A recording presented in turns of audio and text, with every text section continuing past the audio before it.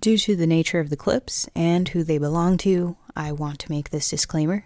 I do not own the clips. I'm utilizing them in reference to fair use. All of my sources are cited.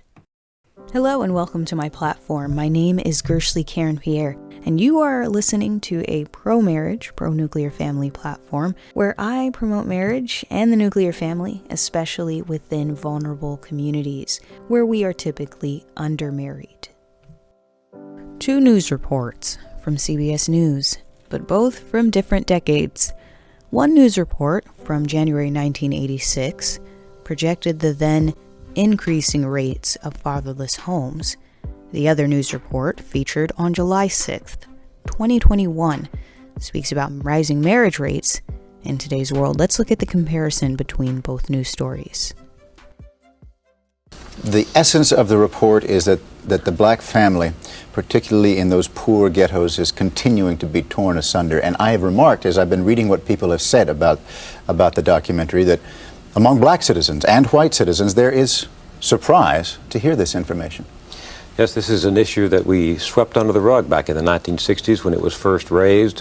It was the time of the pitched civil rights battles trying to defeat Jim Crow and end official discrimination, and blacks felt that to raise this kind of issue now would play into the hands of the white segregationists. But in fact, over the last 25 years, the number of children living with single women, the number of children without fathers, the number of women trying to make it on their own out in the inner city ghettos, these numbers have increased astronomically until the University of Chicago study predicts that if the present trend continues, and it is continuing, by the year 2000, just 14 years from now, over 70% of all black families in this country will be headed by a single woman, and only 30% of black men will be employed. That's a devastating situation. You know, one of the most powerful lines from the documentary is what you say about how in 2 centuries, the black family could not be torn apart, but it is being done in 1 generation. And I wonder if that's because it has a certain impetus. If you were raised by a single parent, you may be more inclined to continue that. The ghetto is a cage, and its walls are mirrors, and the mirrors reflect back to the people living there the behavior that they're experiencing. So a child grows up with no role model as a father in the house, a child grows up with a mother on welfare, and assumes that's the norm. A peculiar normalcy has taken over in these precincts of America and is repeating itself. Own rules, own regulation feeds on itself. A vicious, violent cycle has begun. The interesting thing, as you indicated, is that in 1960, 3 out of 4 black children had 2 parents at home. Today, almost 60% live with 1 parent. The family structure is changing, becoming more inclusive, while at the same time, the number of 2-parent households has decreased over time. But there appears to be a slight reversal. The National Desk's Angela Brown has been looking into a new report about this family dynamic. Angela? Well, Scott, the Institute for Family Studies is seeing hope in new numbers from the Census Bureau. For the first time, we're talking in years, the number of 2-parent homes hit 70%, but the uptick may be tied to a downturn in the economy. You don't have to tell parents it's expensive to raise a child. The USDA found a middle-income married couple will spend over $233,000 per child up to 17 years old. And when finances get tight, many couples stick together. There's been a slight reversal in recent years towards more kids being raised in 2-parent families. UVA sociologist Brad Wilcox says the upward trend started during the Great Recession that began in late 2007 and lasted until mid-2009 when the housing market crashed. 401ks wiped out, and staying together became cost efficient. Many Americans have kind of realized at some level that having a stable family, having a marriage as an anchor for them and for their kids is particularly crucial in a day and age when there's so much, financial instability, when there are, pandemics coming across our country. In 1968, 85% of children under 18 lived with 2 parents. In the 2010s, the percentage was in the mid to high 60s. Last year, 70% according to the Census Bureau. Wilcox says the largest increase was among African-American families. There's this sort of, narrative out there, this understanding out there that Black families are more fragile at times, and that's certainly the case. But what's interesting is sort of they're trending now, more rapidly than other families in the direction of family stability, which I think is both striking and encouraging. Researchers are not sure if the numbers will continue to rise or if it's just a byproduct of recent tough financial times. But Wilcox says the increase, though slight, will have a positive impact. For both Black and for white kids, they're much less likely to live in poverty. They're less likely to end up in prison, and they're markedly more likely to graduate from college when they're raised in intact two-parent families. And the Institute for Family Studies recently found that the divorce rate dropped in several states during the pandemic. But overall, though, fewer people are getting married, and children living with a mother only has doubled, Scott, since 1968. Clinical psychologist, author, professor emeritus at the University of Toronto, Jordan Peterson shares his views regarding the nuclear family. Let's say for someone who's born without like a good father figure, where would they go out in the world, or like what spheres of influence would they try to expose themselves to like gain access to that fountain of health and knowledge that a good father figure should have provided them to in the first place? Okay, well, certainly to some degree, a good mother can provide that, right? To some degree. Although it's hard for one person to be everything. Right. And I think one of the conundrums that face women, and this is a tough one, and this is why I think women are higher in trait agreeableness and higher in trait negative emotion, is that, the primary problem that a woman has with an infant is why not throw it out a window? Because it's very annoying, right? I mean, it's there all the time. It's constant demand. It's absolutely constant demand, tremendous dependency. And so a woman has to be tilted towards mercy. That's how it looks to me. Right. And especially it's so important during especially the first year when children are so unbelievably vulnerable. And so I think it's very difficult for women to be merciful like that and to make the shift to encouraging disciplinarian. I think that's a very difficult thing for people to do simultaneously. Although, people, I'm not saying that women are always only merciful and men are always only encouraging disciplinarians, but things do sort themselves out to some degree like that. And I think also the biochemical transformations that accompany pregnancy and childbirth and lactation also tilt a mother towards that as well. Because she has to really love that little thing, right? It's number one, no matter what it demands. And then telling it what to do and making sure it's behaving properly, that's a whole different issue. Now, but the kids who lack fathers, first of all, they can find that to some degree in their friends. Okay. And that's often what fatherless boys do in particular. They go into gangs. And they generate the missing masculinity in the gang. Well, that's not so good because, what the hell do they know? Yeah. They don't know anything, right? They're just stupid kids, and they're 15 years old, and their testosterone is pumping, and they're trying to get the hell away from their mother, which is what they're supposed to do. And they're not in the right position to exercise any authority over themselves. So that's not good. They can find it in education. They can find it in books. They can find it in movies. They can find it in sports heroes and so forth, because the image of the father is fragmented and distributed among the community. Okay. But it's very, very difficult to not have a father. Right. One of the things that we're doing in our society, which I think it's absolutely appalling, is that we're making the case that all families are equal. It's sorry, no, wrong. And there's no empirical data supporting that proposition, by the way. It's much better for kids to have two parents. This is another example of how our culture has just lost its moorings. It's what's life? Well, you have a job or a career, and hopefully you're productive and you contribute something to the community and you provide yourself and your family with the necessities of life. That's a quarter of your life or a third of it, something like that. You have an intimate relationship, you have a family. That's life. And if you don't have one of those, that's 1/3 of your life you don't have. Now, some people, maybe they're doing so well on the other two fronts that they can cope with not having that. Or maybe they're doing so well on one front, they can cope with not having two of them. Compensates. Yeah, maybe. What everyone does on average is the thing to do. And so you just look, you see, well, what do people do? Well, they have a job or a career, they have an intimate relationship, and they have a family. So take a look at this, and I got this from the U.S. Census, and this is dated 2020, so very recent and still relevant. with regards to demographic data and population data, and with regards to journalistic sources and the journalistic integrity. So let's take a look at households that represent Black households in the United States. And at 46.3%, you have children that occupy and comprise the single family dynamic with mothers only. So that represents by far the majority of children being born into households here in the US. And then take a look at this. This part I really, really like, and it shows that norms are changing in the nuclear family favor, but it also shows that the margin between the leading dynamic and the second leading and hopefully rising dynamic is not as high as I would have previously expected, which is great.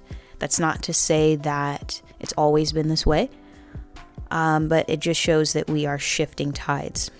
So at 37.9%, so essentially 38% of households are now representative of two-parent households within our collective. So the 37%.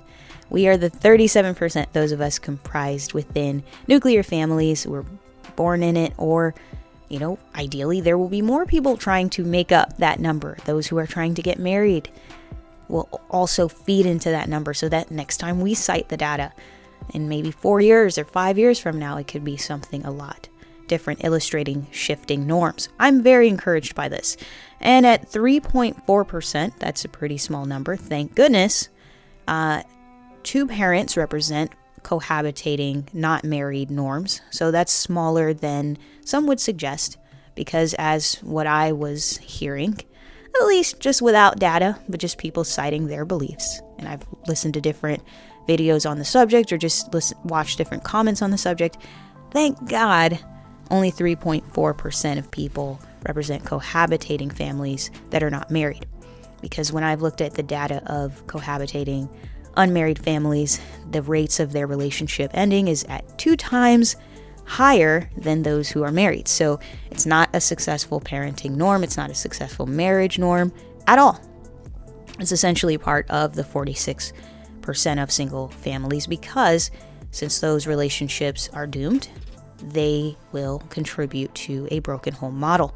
4.5% of families in our collective are father only, and 8%, unfortunately, are no parent families, people that are orphaned in our collective. So the two most likely family functional norms, or shall I say family structured norms, and use those words loosely depending on the instance, are 46% of mother-only homes and 37% of nuclear family homes. So what this tells me is that we are shifting for the good. What this tells me is that we have a sizable assortment of nuclear families after all, and it's not just that, we are born into broken homes, even though the data can sometimes be very difficult to find. Not in terms of population data globally, but in terms of Black population data here in the US. I've noticed in my research it's kind of difficult to find that and to divide data, accurately, because, sometimes it just, I don't know if it's being made hard to find, but that's a longer story as it is. Still, I'm thankful that the US Census shows the living arrangements 37%. 37% for our nuclear families. So keep that in mind. The reason I tend to say broken home rather than single parent home is because when I look at the statistics of single families, they're not good. They mainly are not, ideal. So if I were to say single parent homes are successful, most often than not, I would be lying. And I will even cite from America's First Policy Institute some of the data they possess. If you want to check out the article for yourself, it's entitled Fatherlessness and Its Effects on American Society. So I'm going to scroll throughout this article.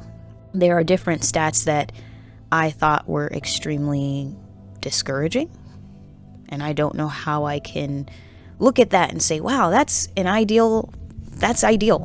This this single parent thing. Even though it's the most perpetuated in media, even though no one bats an eye when yet another one of our populations becomes a single parent, it is something very discouraging when you look at the data. So, I already mentioned this. Many unmarried women, while many of them cohabitate with a partner at the time of giving birth, these relationships fail at twice the rate of marriages. Let's scroll down. Children from fatherless homes fare far worse in metrics of overall well-being and mental and behavioral health. And let's look up the numbers. It says overall children from single-parent families are twice as likely to suffer from mental health problems as compared to those living with married families.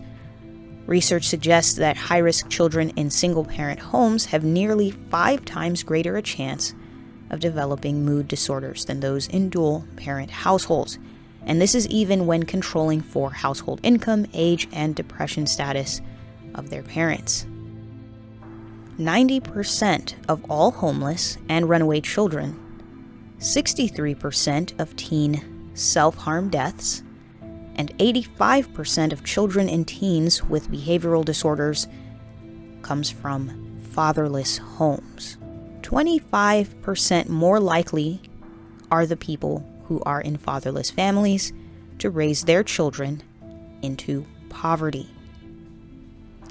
Children without fathers are 10 times more likely to abuse chemical substances. 71% of all children who abuse substances actually come from fatherless homes. Children from fatherless homes fare worse in educational achievement. And this is according to the U.S. Census Bureau, as cited in the article, in the America's First Policy Institute article. It says fatherless children are twice as likely to drop out of high school than children with both parents at home. The fatherless are also at 40% more likely to repeat a class and 70% more likely to drop out of school. It says criminal activity and fatherlessness are closely related as well. Of all the youths in in-state operated institutions, roughly 70% come from fatherless homes, and 85% of all youths in prison comes from fatherless homes.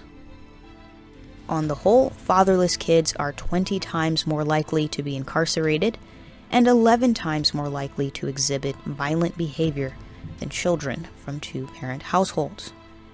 And it states as well, the unfortunate reality is that single parenthood does not only affect the health and well-being of the children, it affects the single parents as well.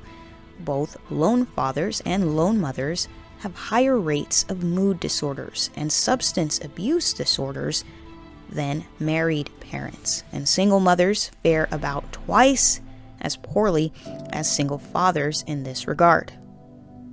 Both lone fathers and lone mothers are at far greater risk of psychiatric disorders than married couples. And then when you go on to the rest of the article, it talks about how we can make policies to shift this dynamic, to help families in this regard. But that's why I always say broken homes, because that sounds like a broken model since it doesn't work. I'm grateful that sociologist Brad Wilcox and clinical psychologist Jordan Peterson, and in terms of the findings of changing tides within our collective, showcases the reversal of what is indisputably a broken home model, the single family model, into the nuclear family model. There may be a lot of rhetoric that seems to incentivize the single family model, seems to make it seem like that should be our standard for the good, but it's too much research, there's too much data on the clinical, on the economic, on the criminal, on so many capacities that suggest these are not conducive for offspring.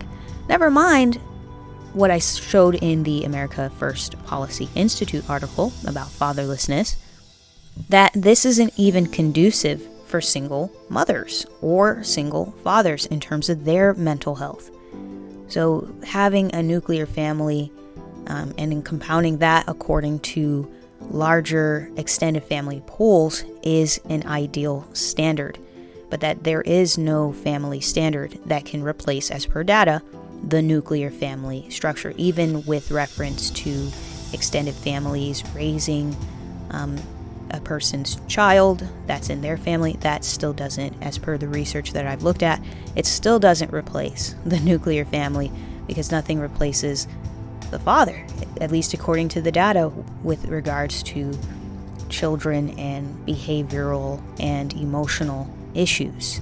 So that's why I'm going to be, and hopefully stay that way, pro-marriage and pro-nuclear family. Because if the experts are pro-marriage and pro-nuclear family, and they're saying that marriage is a good thing, and I have more data with Brad Wilcox, so I'm going to definitely source more of his content, because I really love his articles and his data. I think as well with Jordan Peterson, he has a lot of gems in this regard. They're very pro-marriage. So if experts would be pro-marriage, and they know the data and they live in societies that tend to be pro-marriage, then of course I'm going to take notes and say, look, I got to be pro-marriage too. And the reason I have to emphasize that is because I've seen a lot of people sharing their viewpoints, maybe with data, maybe without data, but illustrating why they're pro the single family construct, why they think that's better, or why they think that's something that should be recommended. It's as if they consider it empowering for women, or just empowering for society, that would be the norm. Also, it's the most perpetuated construct in our collective, for our collective. So it's, I mean, if it was working, I could understand that, but it's not. So, I love how there's a lot more counter information that disproves that this should even be represented for us. And, just my observation, it is represented for us as the standard. I know that it does make up the majority, unfortunately, but there is a media psychology to suggest that life imitates art as well. And if we could see less of that as the standard, how could that influence us in terms of, changing norms? Also, just something to consider, that social media plays a massive role in this dysfunction. A lot of people utilize their platforms pretty much for the demise of our collective.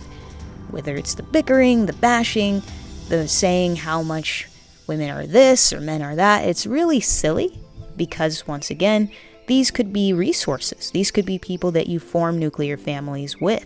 If not, and you decide to continue the single parent route, I don't see how that's going to be conducive for our generations and our offspring. So I'm just grateful that there is a voice of reason out there, and that there are populations in this world who are taking a stand against our particular depravities and showing that, look, this is not okay. Even if we try to say it's okay, it's not okay. And when it comes to data, I love utilizing sources that are reputable rather than what society often says is true.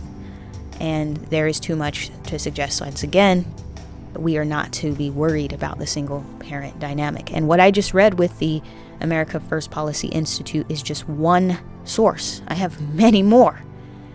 So anyway, thank you so much for tuning in. I'm pro-marriage and I'm pro-nuclear family, and I guess unapologetically now, considering all that rails against us collectively, what we have to deal with regards to media promotion within our group, let alone, in terms of just everyday media promotion and broadcast media, what we have to deal with rhetoric and people just promoting that lifestyle as if it's so normal. I never thought it was normal, but to see that the trend is shifting is so beautiful. There might be some pushback because some people, maybe it's just an emotional thing. They don't want to believe this, but I do strongly and greatly feel at relief knowing that that model was never going to work. It's just not the way we are designed, in my viewpoint. So thank you so much for tuning in. Stay tuned for more if you want to see more pro-marriage, pro-nuclear family content.